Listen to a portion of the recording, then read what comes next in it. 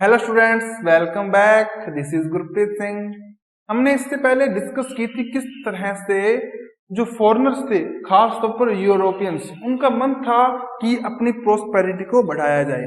अब कैसे बढ़ाएंगे? इंडस्ट्रियल रिवॉल्यूशन यूरोप में आ चुका था, उसके लिए रॉ मटेरियल्स और बहुत सी रिसोर्सेज की आवश्यकता थी। और तो और इतना जो सामान बन रहा है उसको कहां पर लेकर जाएंगे? तो मार्केट्स की भी जरूरत थी। तो ट्रेड था, सीधी सी बात है। ट्रेड करने के लिए उन्होंने दुनिया भर की कंट्रीज को चुना और सबसे ज्यादा जो ध्यान था वो था साउथ एशिया पर। साउथ एशिया जिसकी प्रोस्पेरिटी सबसे ज्यादा थी। तो यहाँ पर यूरोपियंस आए, बारी बारी से आए। किसके लिए आए? ट्रेड करने के लिए आए। लेकिन ट्रेड से ज्यादा उनका मकसद कुछ और था। क्या था मकसद? कि वो अपना इन्फ्लुएंस इस एरिया में जमा सकें। देखिए, सीधे तौर पर जब कभी आएंगे तो वो अपना इन्फ्लुएंस नहीं जमा पाएंगे। पहले ट्रेड करने आएंगे, धीरे धीरे वहां के लोगों में फूट डालेंगे, बातचीत करेंगे, वहां पर एक एरिया ले लिया, दूसरा एरिया ले लिया, उस बेस पर वो अपनी प्रोस्पेरिटी को या अपने एम्पायर को उस एरिया में बढ़ाएंगे। अब बच्चों, क्या था कि हम जाने कि कैसे उन्होंने इंडिया पर अटैक किया, क्या कुछ हुआ। इसके लिए हमें उस टाइम को वहां पर क्या हो रहा था, क्या सिचुएशंस थी इंडिया में, कैसे हालात थे जब अंग्रेज ब्रिटिशर्स इंडिया में आए या कुछ और लोग आए, उसको जानने की बहुत ज्यादा जरूरत है। तो हम जानेंगे 18th सेंचुरी में जो इंडिया की क्या सिचुएशन थी और किस तरह से यहाँ पर कॉलोनियल इन्वेजन हुए। सिचुएशन ऑफ इंडिया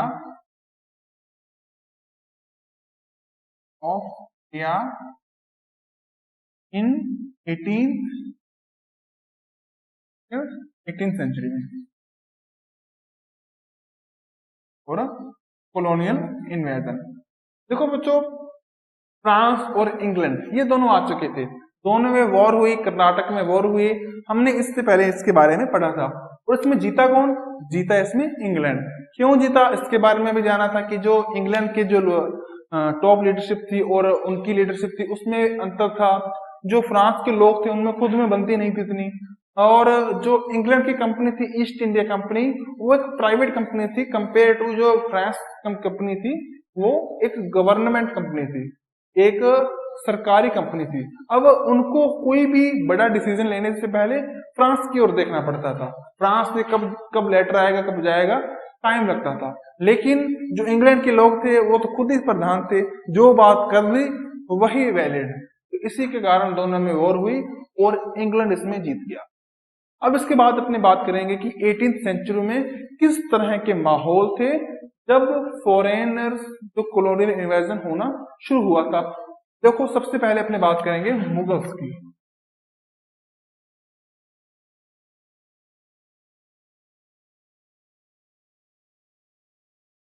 वो जो मुगल्स का जो दबदबा था पूरे इंडिया में था, पूरे इंडिया में अगर कहना गलत होगा तो इंडिया के बहुत बड़े पार्ट में था। यहाँ तो पूरा एरिया सीधे मुगल्स के अंडर सबऑर्डिनेट्स में था। यहाँ जो वहां के रूलर्स थे उन्होंने जो मुगल्स थी उनको एक्सेप्ट कर रखा था, उनकी सबऑर्डिनेट्स में आ चुके थे वो। ठीक है, तो इसी के कारण सब कुछ चल रहा था। लेकिन औरंगजेब आया और औरंगजेब गया, यानी कि मर गया। मरने के बाद ऐसा क्या हुआ कि पूरी अस्त व्यवस्था, पूरा वहां पर जो माहौल था वो खराब हो गया। देखो बच्चों, अकबर था, अकबर आया। अकबर बहुत ही टॉलरेंस था। किस मामले में? हर मामले में, हर किसी को एक्सेप्ट करता था। और दूसरी बात, उसमें नस्लवाद नहीं था, उसमें धार्मिक सहन शक्ति थी, वो टॉलरेंस था हर मामले में। ये नहीं था कि वो खुद मुस्लिम है तो किसी दूसरे पर वो जो ये मुस्लिम रिलीजन है उसको थोपेगा, किसी और पर ये अप्लाई करेगा, बिल्कुल नहीं था। बल्कि इससे उल्टा अकबर अकबर बहुत ही इनटॉलरेंस था। हर किसी पर अपना हुकूमत करना, हर किसी पर अपनी धौंस जमाना उसका काम था। यही काम उसने कहां पर किया? इस एरिया में आकर उसने क्या किया कि इस एरिया के लोगों को, अपने पूरे इंडिया के लोगों को धक्के से जबरदस्ती उनका धर्म बदलना, उसको कन्वर्ट करना शुरू कर दिया। बहुत से बेकसूर लोगों को, बहुत ही इनोसेंट बच्चों को, छोटे छोटे बच्चों को मार दिया गया। उनकी जो मॉम्स थी उनको वीडो कर दिया गया, उनको भी मार दिया गया। बहुत ज्यादा जीनोसाइड अकबर ने औरंगजेब ने मचा दिया था। तो बिल्कुल उनको लोग पसंद करना हट गए थे, उनकी अपने ही लोग। कहने को तो एक स्टेट है उसकी सबसे बड़ी रिस्पॉन्सिबिलिटी है प्रोटेक्शन, लेकिन प्रोटेक्शन सिर्फ बाहर के लोगों से नहीं है, अंदर के लोगों से भी है। जरूर जो औरंगजेब था उसका जो एम्पायर था वो बाहर के लोगों से बहुत ही प्रोटेक्टिव था।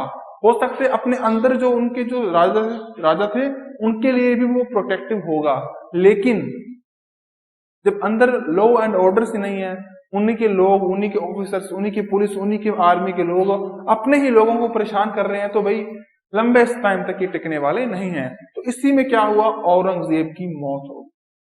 औरंगजेब की मौत हो गई तो बच्चों क्या था कि उनके जो सक्सीडर्स लो नहीं थे। सक्सीडर्स दो यानी कि कौन उनका सक्सीडर बनेगा, कौन उनका उत्तराधिकारी बनेगा, इसके लिए अभी कुछ फिक्स नहीं था।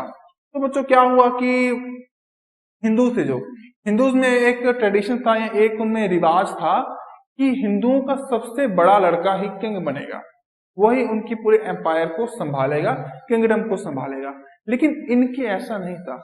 हालांकि कुछ बार बड़ा लड़का बना था, हिंदूज में कई बार छोटा भी बना था, लेकिन कुछ ऐसा फिक्स नहीं था कि किसको बनाया जाए। इस तरह के कुछ लॉज या कुछ ऐसे रूल्स नहीं थे। तो इसका फायदा उठाया उस टाइम के अमीरों ने। ठीक है, अमीर जिसमें से सबसे खास सैयद ब्रदर्स।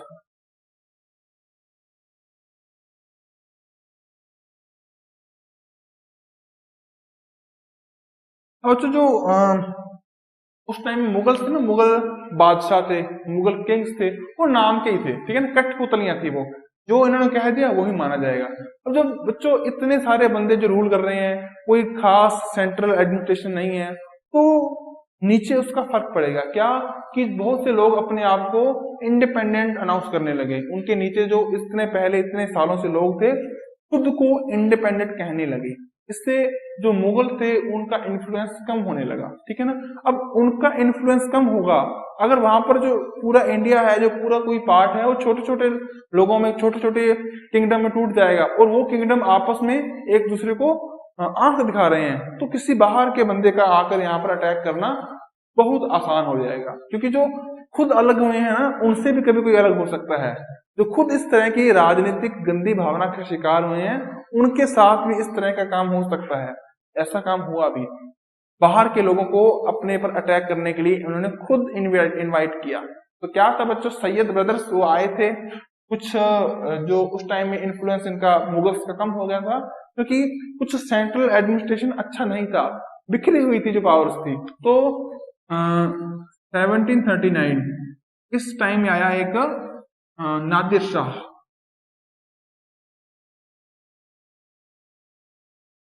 ओके बच्चों, इसके बाद 1761 मोहम्मद शाह अब्दाली।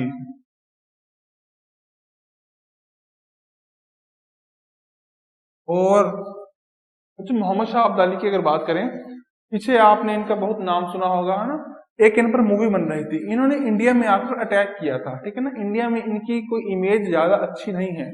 लेकिन अगर अफगानिस्तान की बात करें तो अफगानिस्तान में इनको गॉड की तरह देखते हैं कि ये भगवान है उनके लिए।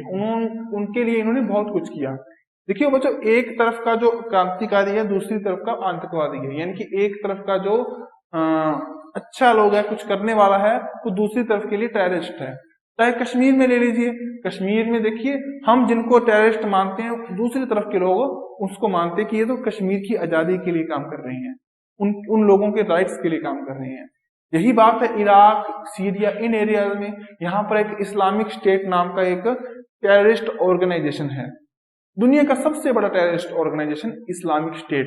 अब पूरी दुनिया उनको टेररिस्ट मानती है, लेकिन अपने आप में तो भी वो क्रांतिकारी है ना बच्चों। तो ये सब कुछ हो रहा था। इसके बाद बच्चों जो मुगल्स थे उनका इन्फ्लुएंस इतना कम हो गया कि 1857, है ना, आपने सुना होगा 1857 का रिवॉल्यूशन। उस टाइम तक आते आते जो वहां के मुगल्स थे, बहादुर शाह जफर जो रूलर थे, बादशाह थे, वो नाम की रह गए।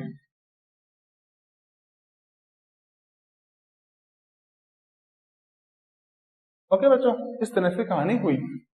अब अपने बात करेंगे मराठास की।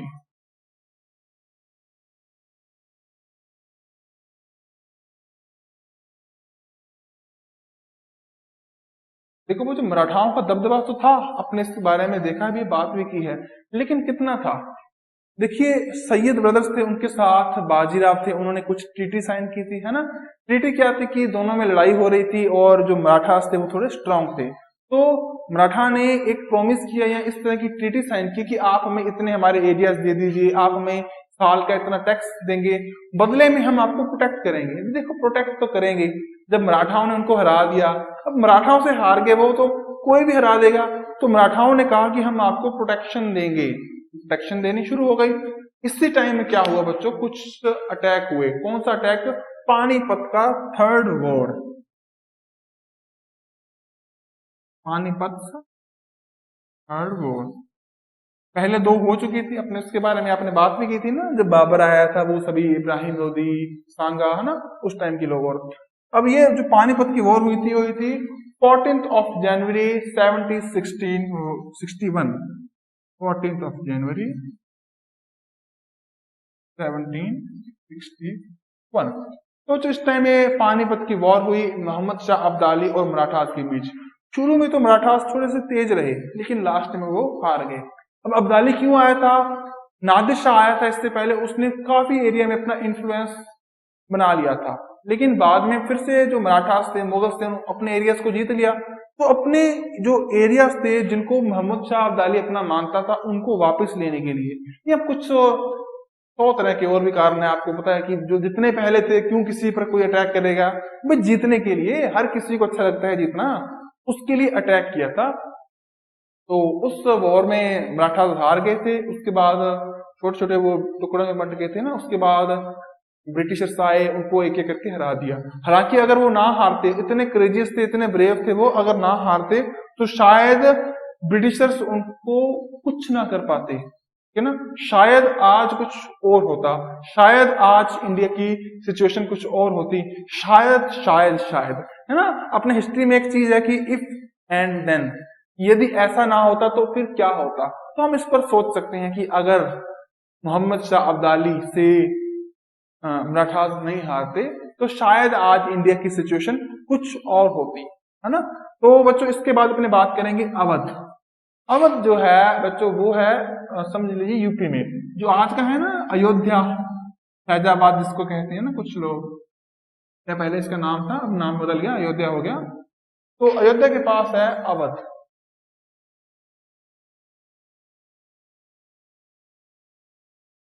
देखो जब मुगल इन्फ्लुएंस कम हो रहा है, औरंगजेब मर गया, ठीक है ना, तो उसके बाद बच्चों 1728 में सादत खान, इसने खुद को वहां का पूरा नवाब बना दिया और कह दिया कि मैं ही हूं यहाँ पर। 1728 सादत खान। इसका एक और नाम भी है, मीर मोहम्मद अमीन, को भी लिख लीजिए, मीर मोहम्मद अमीन। ठीक है बच्चों, मीर मोहम्मद अमीन। इनके बाद क्या हुआ कि इस टाइम में नादिर शाह का अटैक हो गया। अब नादिर शाह को इन्होंने खुद ही बुलवाया, क्या हो कि हम हमला करेंगे। अब बात पड़ गई इन्हीं पर भारी। इन्हीं पर भारी कैसे पड़ेगी कि इन्हीं को आंखें दिखाने लग गई, ठीक है ना, इन्हीं की ऐसी तैसी हो गई थी। तो 1739 इन्होंने सुसाइड कर लिया, सादत खान। सादत खान के सुसाइड के बाद इन्हीं का एक नेफ्यू, इन्हीं का भतीजा सफदरजंग, वो बना वजीर 1739 के बाद में, ठीक है, सफदरजंग।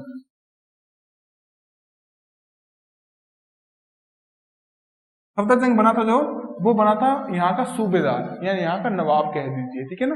और वो देखिए ये तो इंडिपेंडेंट हो गया था सादत खान मुगल्स से, लेकिन वो उनके पास गया कि भैया हमको आपके पास आना है, लेकिन शर्त क्या है कि कुछ पोस्ट दो।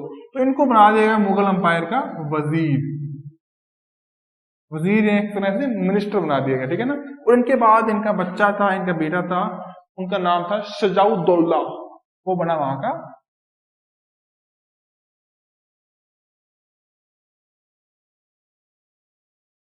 नवाब। ओके बच्चों, 1764 का वो साल जब हुआ बक्सर वॉर।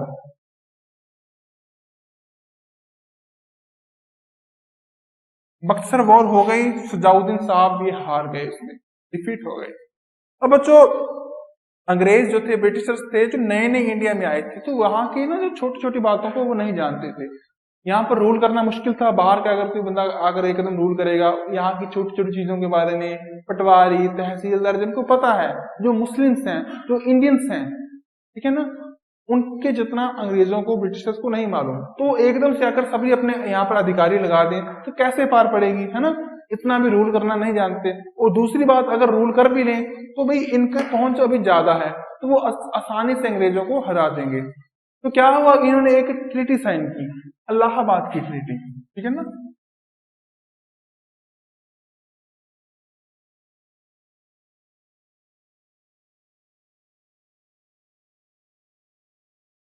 ट्रीटी में ये हुआ कि भी हम आपको क्या करेंगे कि आपको हमें टैक्स देना होगा, बस ऐसे कुछ था। इन्होंने थोड़ा बहुत कुछ दिया होगा, ज्यादा लूटा किनको, अवध वालों को, कि अवध वाले अब अंग्रेज को टैक्स देंगे, ठीक है ना, जीते भी, ठीक है ना, हम आपका राज्य आपको दे रहे हैं, टैक्स दो। ऐसा ही हुआ। इसके बाद बच्चों आया 1801। इनमें हुई कुछ डिपेंडेंट ट्रीटीज। ये ट्रीटीज क्या थी कि देखिए बच्चों, अपना इन्फ्लुएंस जो थे ब्रिटिशर्स इंडिया में बढ़ा रहे थे। तो इस इन्फ्लुएंस को जब वो इन्फ्लुएंस बढ़ने लगा तो क्या हुआ कि इस इन्फ्लुएंस में कुछ ट्रीटी साइन की गई कि भाई आज से हम आप पर भारी पड़ रहे हैं तो आपको प्रोटेक्ट करेंगे, हम आपकी प्रोटेक्शन का काम हमारा है। वो किन्होंने कहा, ब्रिटिशर्स ने कहा अवध के लोगों से कि आपकी प्रोटेक्शन को हम देखेंगे, बदले में आपको हमें पैसा देना होगा। आर्मी जो हमारी है, जो हम आपके लिए काम कर रहे हैं, आपकी हमारी आर्मी को भी आपको उसका भी पोषण करना होगा, उसको भी आपको पैसे देने होंगे, उसको भी आपको सैलरी देनी होगी, ठीक है ना। तो बच्चों जो आर्मी थी किनकी, ब्रिटिशर्स की, उसके लिए पैसे कौन दे रहे थे, अवध के लोग हैं, अवध के राजा दे रहे थे, वहां के नवाब दे रहे थे। इसके कारण क्या हुआ कि अवध के पास पैसे कम पड़ने लगे। दूसरी बात, उनकी खुद की फोर्स लगभग खत्म होने लगी। क्यों, वो लड़ाई नहीं कर रहे, या उनकी जरूरत नहीं है, या उनको देने के लिए पैसे नहीं है। तो इससे क्या हुआ कि ब्रिटिशर अवध में और स्ट्रांग हो गए, उनके पास फोर्स थी। अब फोर्स है, अवध के पास कोई फोर्स नहीं है, जो यहाँ है थोड़ी बहुत है, इतने काम की नहीं है, इतनी पावरफुल नहीं है। तो अंग्रेजों ने, ब्रिटिशर्स ने आराम से इनको हरा दिया 1856 में। तो 1856 लॉर्ड डलहौजी, डलहौजी आपने सुना होगा ना नाम, बिल्कुल वही हिमाचल प्रदेश जहां पर बना हुआ है ना टाउन है डलहौजी, उन्हीं के नाम से। तो 1856 1856 में ब्रिटिश एम्पायर में अवध को मिला लिया गया, ठीक है ना। दो तरह के थे उस टाइम में, एक तो ब्रिटिशर्स थे, एक ब्रिटिशर्स के सबऑर्डिनेट्स। तो अब वो ब्रिटिश में आ गए थे, सीधे ब्रिटिश में, ठीक है बच्चों।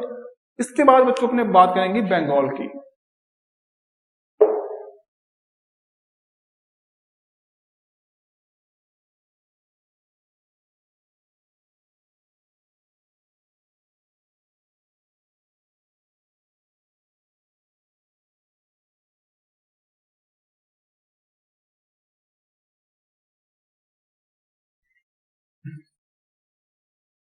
देखिए बच्चों, बंगाल आज के अगर इसकी बात करें तो आज का वेस्ट बंगाल, बांग्लादेश, उड़ीसा का बड़ा हिस्सा, बिहार का बहुत बड़ा पार्ट, ठीक है ना, और आसपास बहुत सारे पार्ट्स, आज के असम का कुछ पार्ट्स, इतने बड़े एरिया में था वेस्ट बंगाल, ठीक है, माफ कीजिए बंगाल था।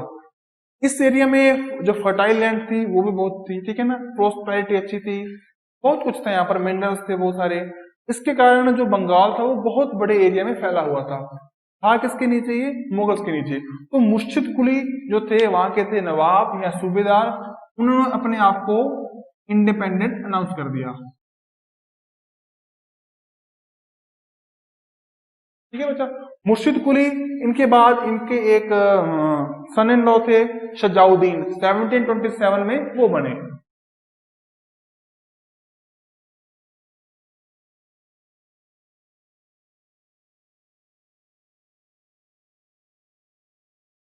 शजाउद्दीन जी के बाद में उनके एक ऑफिसर्स थे अली वर्दी, अली वर्दी जी थे उन वो बन गए अली वर्दी। ये कोई इनके सक्सेटर नहीं थे, इनके थे ऑफिसर,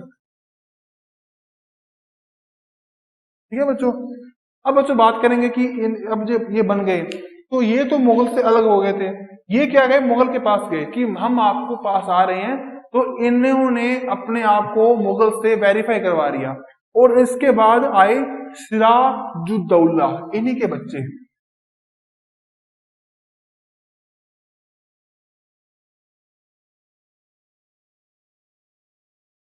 अब जो बच्चों सिराजुद्दौला थे ना, इन्होंने काफी कोशिश की कि अपने एरिया में फोर्ट्स बना लो, फोर्ट यानी किले।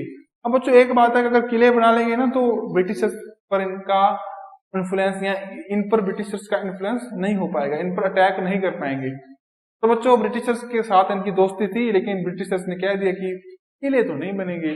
और इसके बाद एक हुई जून 57 की बैटल, वो थी प्लासी बैटल।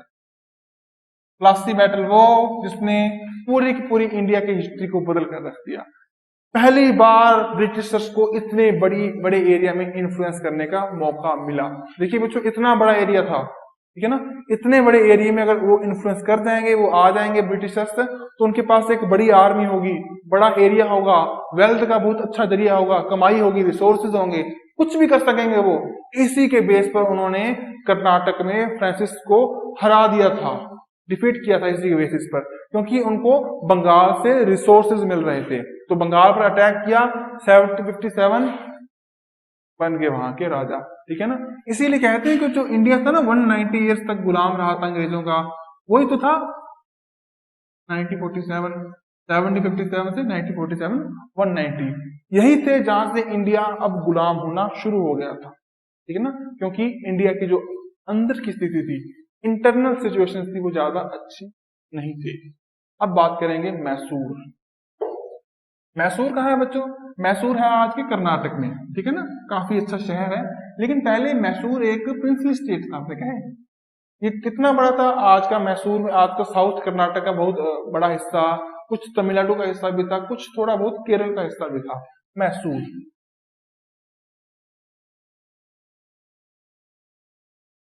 तो मुझे मैसूर में शुरुआत में तो वहां पर कुछ और राजा थे, लेकिन 1761 में हैदर अली आए। किंग नहीं बने थे यहाँ पर, यहाँ नाइट सुल्तान बने थे हैदर अली। उन्होंने अपना इन्फ्लुएंस यहाँ पर बढ़ाना शुरू किया।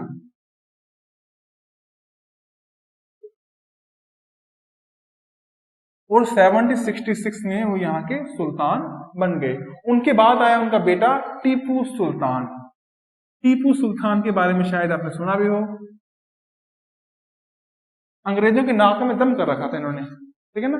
बहुत ही ब्रेव, बहुत क्रेजियस, बहुत अच्छे किंग थे, अपने लोगों का बहुत ध्यान रखने वाले। ऐसे नहीं थे कि लोगों पर दादागिरी झड़े या उनसे नाजायज टैक्स लें, बिल्कुल भी नहीं, लोगों के राजा थे ये, ठीक है ना।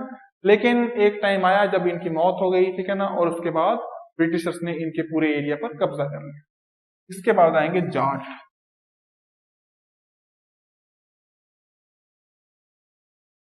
तो जाट कौन थे?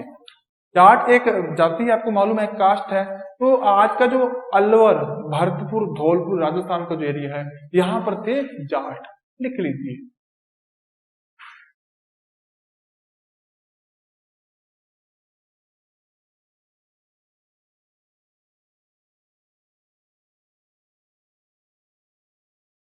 वैसे इनका जो एरिया था ना, वो हरियाणा, यमुना, है ना, पूरे एरिया में था, ठीक है ना। इसके अलावा यूपी है जो आज का है, उत्तर प्रदेश, उसका वेस्ट पार्ट, एमपी का कुछ पार्ट, पूरे एरिया में इनका कब्जा था, ठीक है ना। तो बच्चों क्या था कि जब ये आए, तो औरंगजेब जो था वो बहुत इंटॉलरेंस था, ठीक है ना, अपने धर्म की हेकड़ी दिखा रहा था, हर किसी को कन्वर्ट कर रहा था। तो लोगों को ना पसंद नहीं था ये, खासतौर पर जाटों को। तो जब वो औरंगजेब मर गया, तो सते हुए लोग या दुखी लोग, उसमें से राजा राम और चूड़ामन, वो आए औरंगजेब के बाद। राजा राम और चूड़ामन अपना इन्फ्लुएंस बनाया। और चूड़ामन का एक नेफ्यू था बदन सिंह। बदन सिंह पहली बार कोई ऐसा बंदा था जो किंग बना, जाट किंग, फर्स्ट पर्सन या फर्स्ट जाट राजा, फर्स्ट जाट किंग। बदन सिंह के बाद उनका बेटा आया सूरजमल। सूरजमल जाट राजा सूरज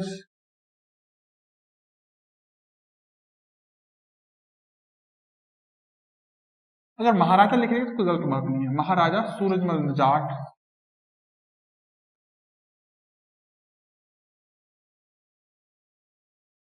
ये आ गए भाई, बहुत ब्रेव, बहुत करेजियस, और अपने इन्फ्लुएंस, अपने एरिया को बढ़ाना शुरू कर दिया, अपनी एम्पायर को, अपनी टेरिटरी को एक्सपेंड किया इन्होंने बहुत ज्यादा, ठीक है ना, लोग अच्छे थे ये।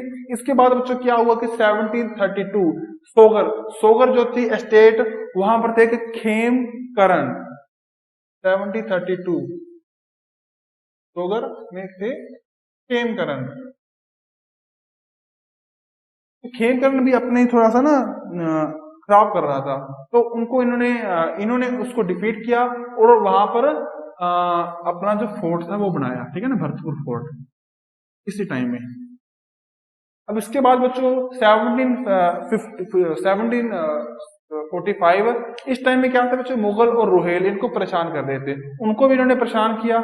उस टाइम में जो मुगल थे वो थे मोहम्मद शाह, 1745।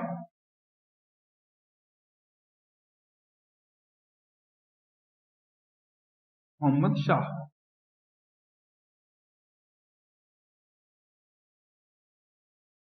और कौन थे, रुहेल, रुहेल जो थे वो थे रुहेलखंड के, ठीक है बच्चों। इसके बाद बच्चों 1756 इन्होंने अलवर में अपना इन्फ्लुएंस किया, ठीक है ना।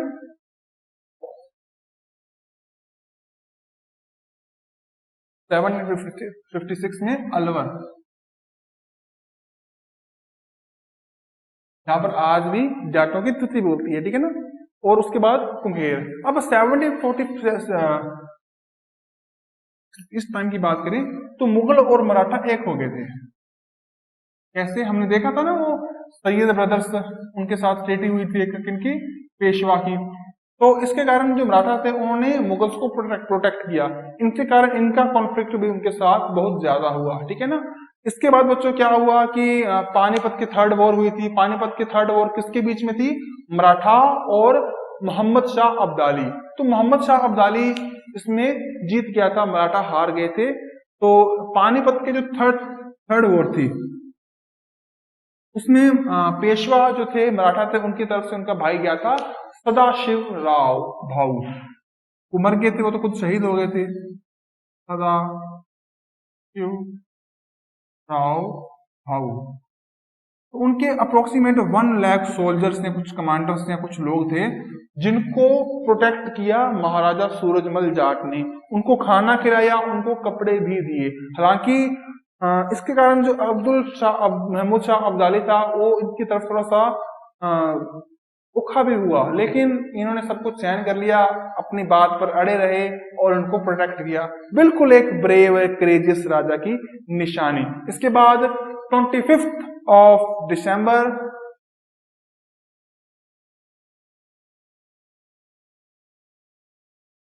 1762 हिंडन रिवर में कुछ मुगल्स आ गए थे उस एरिया में, तो अपने 6000 हॉर्स राइडर के साथ हिंडन रिवर 6000 हॉर्स राइडर के साथ मुगल्स के पीछे पड़ गए, उनको भगा दिया, ठीक है ना। काफी इसे इनका इससे प्रभाव, इनका इन्फ्लुएंस बढ़ गया, लोग इनको मानने लगे। और एक 1763 का ईयर, इसमें ये पास अवे हो गए, इनकी मौत हो गई, इनकी डेथ हो गई। काफी बुरा। बच्चों इतने अच्छे थे, इतने इनका इन्फ्लुएंस था कि इनको प्लेटो ऑफ जाट्स भी कहते हैं, ठीक है ना। प्लेटो बहुत ही ब्रेव थे ना, उसी तरह इनको जाटों का प्लेटो भी कहते हैं। ओके बच्चों, इस तरह से आज का हमारे लेक्चर पूरा हुआ। अगले लेक्चर में अपने बात करेंगे इनके बारे में कुछ और। तब तक आप ये अच्छी तरह से पढ़ लीजिए, याद कर लीजिए, नोट्स बनाइए इनके। Thank you.